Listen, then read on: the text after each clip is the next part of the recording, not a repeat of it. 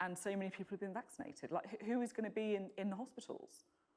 Because this variant can spread even faster than the Kent variant that we saw, and we saw what happened with that in December, it means that if it gets out of hand, we'll have a very, very large number of cases. And so even with the protection that the vaccine gives you, that is, the vaccine protection is very high, but it is not absolute. 97% protection against dying from COVID is fantastic, but it isn't 100.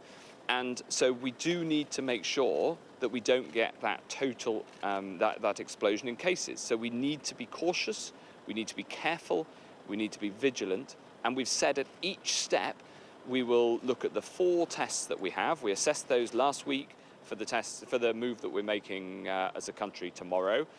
And our assessment was all 4 are met. The 4th of those 4 tests is whether a new variant knocks us off course.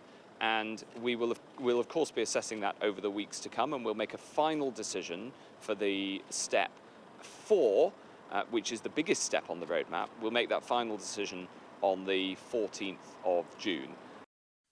Yes, so there is new, very early data out from Oxford University, and I would stress that this is from the labs, it's not clinical data, and it is very early, but it does give us a degree of confidence that the vaccines work against this Indian variant, but it is clearly more transmissible and has been spreading fast in the groups where there's a cluster. And that means that we can stay on course with our strategy of using the vaccine to deal with this pandemic and of opening up carefully and cautiously,